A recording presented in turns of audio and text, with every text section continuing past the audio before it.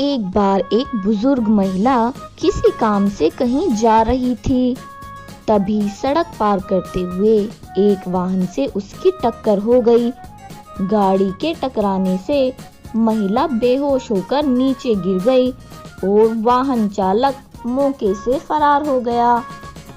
दुर्घटना का पता चलते ही आसपास के लोग तुरंत बुजुर्ग महिला के पास पहुंचे और उसे होश में लाने का प्रयास करने लगे। सड़क पर इकट्ठा हुई भीड़ को देखकर वहां से गुजर रहा शेख चिल्ली भी वहां पहुंचा।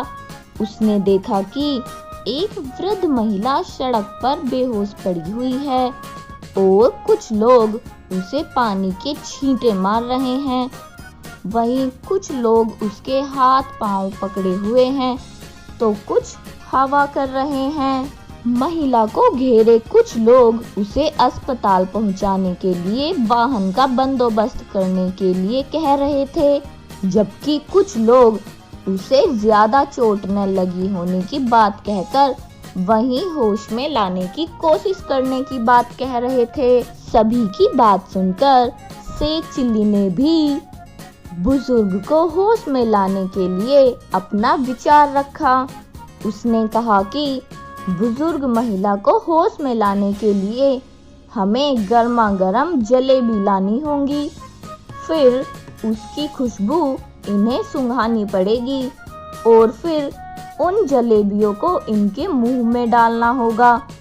शेख ने आगे कहा कि जलेबियां मुंह में जाते ही इस बुजुर्ग महिला को जरूर होश आ जाएगा। शेख अपनी बात कहकर चुप हो गया, लेकिन किसी ने उसकी बातों पर गौर नहीं किया।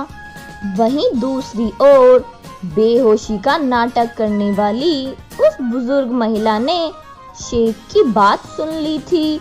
वह जलेबियां खाने के लालच में यूं ही आंखें मूंदे पड़ी रही।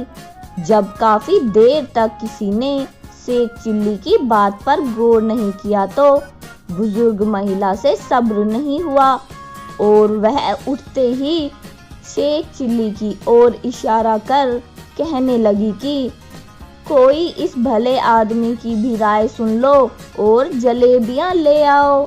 बुजुर्ग महिला की बात सुनकर सभी चौंक गए।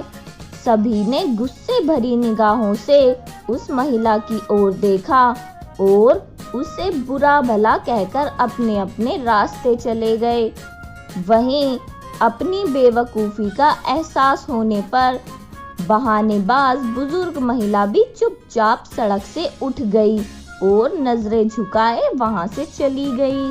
तो बच्चों, इस कहानी से हमें यह शिक्षा मिलती है कि कभी भी झूठ नहीं बोलना चाहिए या नाटक नहीं करना चाहिए। ऐसा करने से हमेशा दूसरों से तिरस्कार ही मिलता है।